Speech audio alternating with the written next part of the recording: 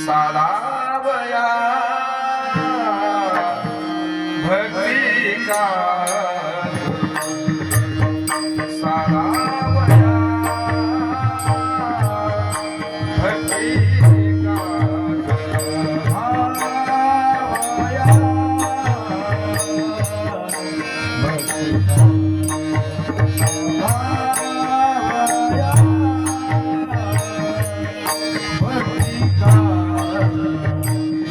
सारावया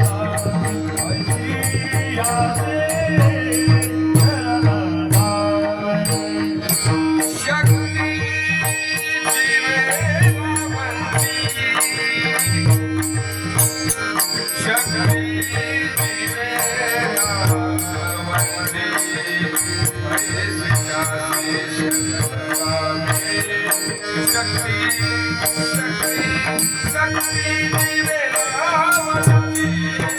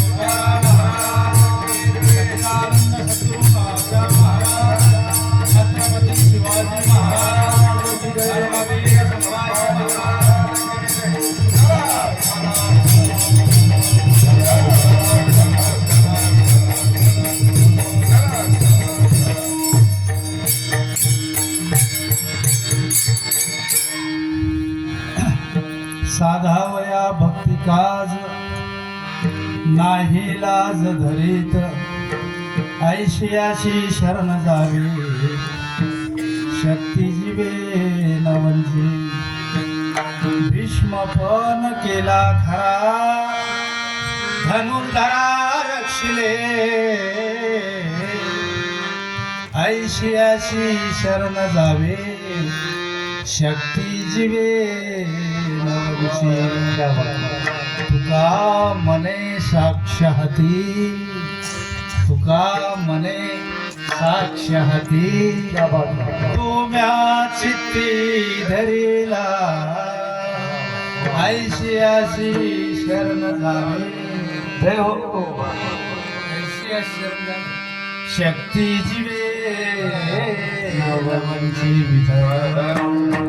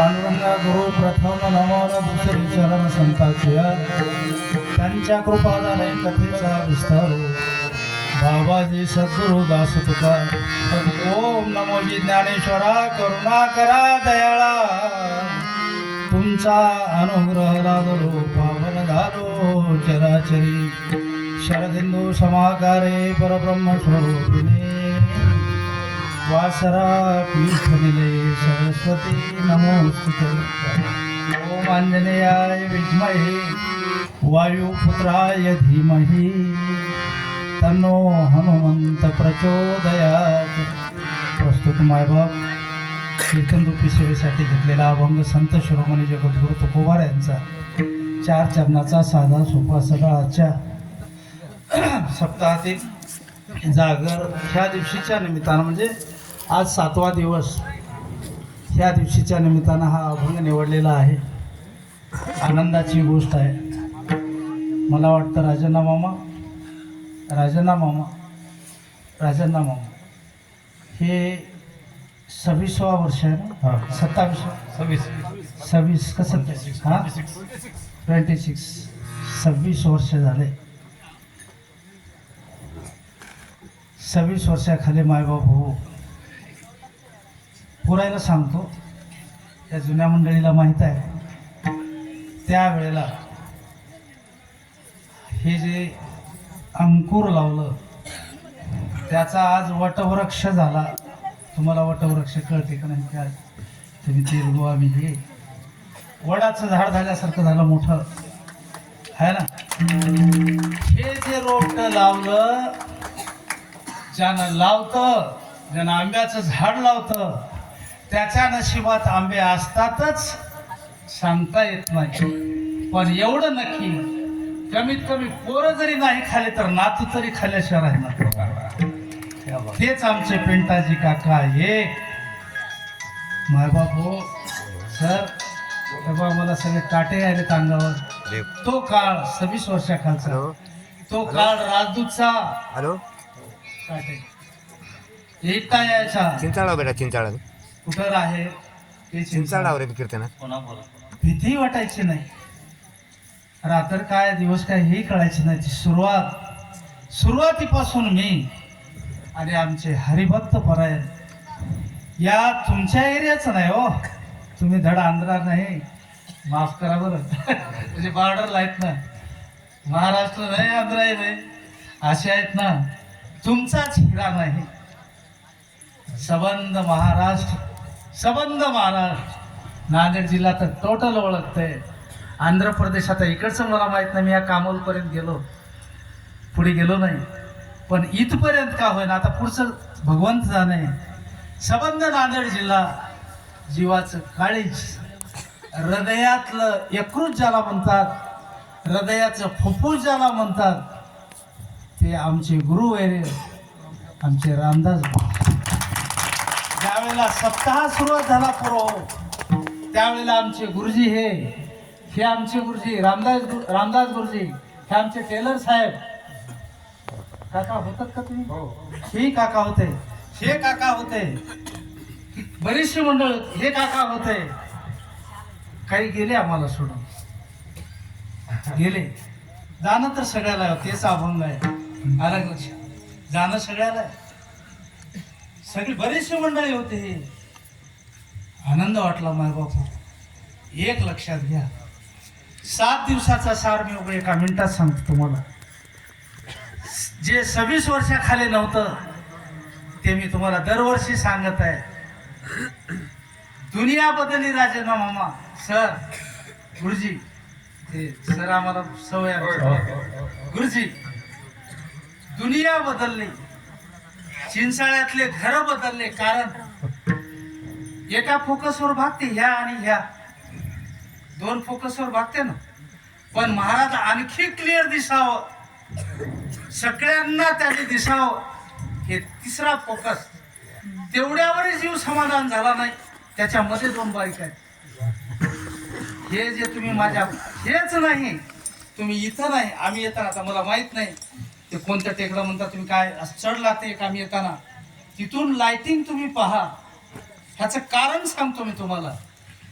असू द्या कीर्तन, जी लाइटिंग तुम्ही माझ्या भगवंतासाठी जेवढा उजेड केलाय ना, इमानदारीनं सांगतो गादीवरून, तुमच्या घरात अंधार कधीच होईना.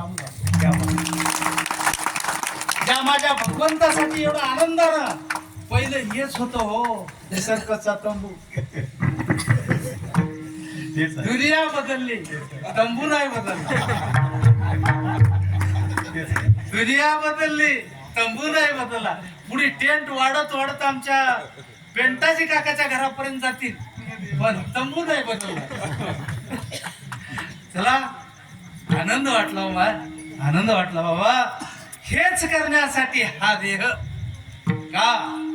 तुकोबाराय सुद्धा सांगतात, बाबा या जड जीवाला, जे जीवन ज्याला ज्याला मनुष्य देह प्राप्त झालाय, याचं जर सार्थक करून घ्यायचं आहे, तर तुम्हाला काय करावं लागेल माहित आहे? भगवंताला शरण जावं लागेल. हा, भक्ती करताय ना, देवदेव करताय ना, सुख पाहिजे ना, सुख पाहिजे ना, तुमच्या पाया पडतो. एक लक्षात घ्या, सुख पाहिजे ना, कुठं भेटल? म्हैशाच्या बाजारात, त्या मुधळच्या बाजारात, आमच्या धर्माबाद गुरुजीच्या गावाला, गुरुजीच्या गावाला भेटते, त्यांच्या सानिध्यात राहावं लागतं. त्यांच्या गावाला भेटते, दुर्गाच्या गावाला भेटते, ते या सगळ्या मंडळीच्या गावाला भेटते. पण तुम्हाला त्या नेहमी त्यांच्या संगतीत राहत नाही. बाजारात भेटते का? नाही भेटणार. भेटते तुम्हाला, तुमच्या घरी भेटते. पण तुम्हाला विनंती आहे, भगवंताचं भजन करा. करत असताना भक्ती ते नमन, पहिलं माणूस बना, पहिलं माणूस बना, आणि मग देवाला शरण जा. पहिली भक्ती नम्रता. आलं लक्षात? त्याला शरण जायचं का जायचं? ह्या जीवाला सुख पाहिजे ना. करणं कशासाठी? सप्ताह किती दिवसाचा काका? 7 दिवसाचा नाही हो, 7.5 दिवसाचा. उद्याचा काल अर्धा. आणि ती सोडून देता का? वा देवा, हे काय रीत आहे का? किती दिवसाचा? 7.5 दिवसाचा. 7.5 दिवसच का? उत्तर सांगू सोपं आहे. 7.5 जावा म्हणून. पण भानगड अशी आहे, भानगड अशी आहे, असं पक्क पकडलंय महाराज, असं पक्क पकडलंय आम्हाला. त्या काय पकडलं? कोण पकडलं? असं गच्च पकडलंय असेल, सोडलंय असेल जीवाला या. पण उदाहरण म्हणून सांगतो तुम्हाला. कुंभार दादा गाढव पहिला असायची, कुंभार दादाच्या घरी गाढव असायची, ती माती वगैरे ओढायला. शहाणा कुंभार दादा, त्याच्या पायाला दोरी बांधायची गरज नाही. त्या नुसतं कुंभार दादानं घरी त्याचं ते काय माणुसकीनं लाडी गोडी लावून आणायचं राहते का त्या गाढवाला? कान पकड केलाय, धूम पकड के हा काल आहे ना. त्या गाढवाचं कान धरून आणायचं शहाणा कुंभार दादा, आणि त्याच्या पायाला काका दोरी बांधायची गरज नाही.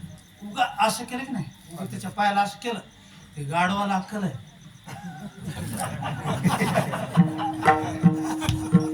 ते हलनाव हलणार. त्याचे साथीदार येऊन म्हणतात, चला ना, चला वेळ झाली आपल्याला उखंड्यावर जायचं. उखंडा काय म्हणता तुमच्याला?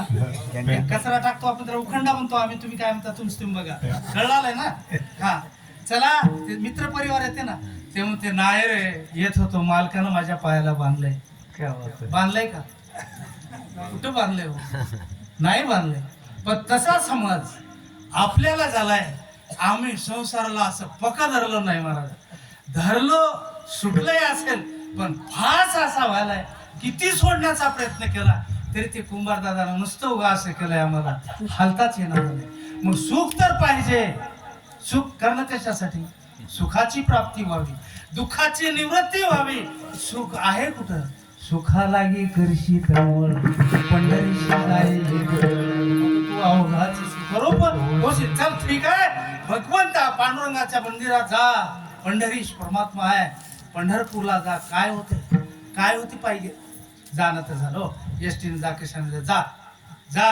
एक वेळ त्याला डोळे भरून बघा, पण बघत असताना शुद्ध अंतःकरणानं, पवित्र अंतःकरणानं त्याच्या डोळे भरून त्याला बघा.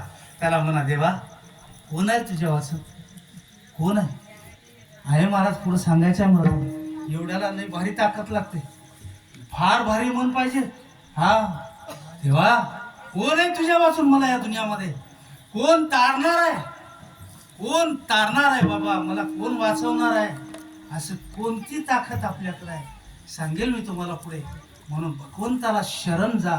असं शरण गेल्यामुळं काय होतं माहित आहे का? साक्षात भगवान परमात्मा तुमच्या घरी राबतो. तुम्हाला गोष्टी सांगायला नाही मी पोथीतल्या बरं का, तुमच्या पाया पडून विनंती. मी माझा अनुभव सांगलो. हां, ते तुकोबाराय झाले, ते ज्ञानेश्वर महाराज झाले, नामदेव महाराज झाले, चोखोबा झाले, हे निळोबाची गोष्टी जरी ते पुराण जरी असलं तर मी माझ्या अनुभवातलं तुम्हाला सांगतो. सांगतो ते, पण ते उग नाही सांगायला. लक्षात घ्या, तुकोबाराय की काय करतो तो भगवान? मागे पुढे उभा नाही सांभाळी आणि एवढा विशाल परमात्मा, किती विशाल, एवढा मोठा परमात्मा. तुम्ही म्हणाल आमचा चिंचाळा एवढं लहान गाव आहे का? एवढं मोठं गाव आहे मामा.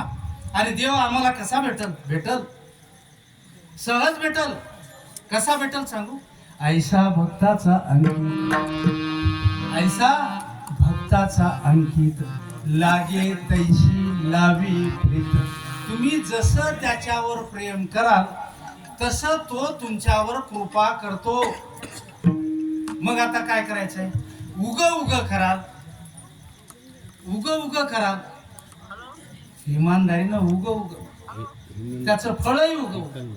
खरं खरं कराल तर खरं खरं त्याचं फळ. असं कसं आहे मला सांगा? कामावरच आपण गेलो नाही. तुम्ही मला शेतामध्ये काम करायला बोलवलंय, मी तुमच्या शेतात कामच हो म्हणलो, घरी शेतातच गेलो नाही, पगार मागायला आलं तर कसं मिळणार सांगा? नाही मिळणार हो, नाही मिळणार. मला काही करावं लागल. सकाळी 9:30ला राहायला दवाखान्यात यावं लागल. पेशंटच नाही पाहणार तर पैसे कुठून मिळणार? माझं सांगतो तुम्हाला, तुम्ही शेतात नाही जाणार तर तुम्हाला पैसा कसा मिळणार? भगवंताचं नाव नाही घेणार तर सुखाची प्राप्ती कशी होणार? विनंती आहे तुम्हाला, एक वेळ लक्षात घ्या, काहीही करा, काहीही करा, देव माफ करील. काय बोललो माझ्या शब्दाकडे लक्ष द्या. तुम्ही काहीही करा, लक्षपूर्वक आहे का? काहीही, कळालं ना? काहीही करा, देव माफ करतो. इमानदारीने सांगतो, शास्त्र सांगतं, आपण केलेलं कर्म आपल्याला कधीच माफ करणार हे लक्षात घ्या. विठ्ठल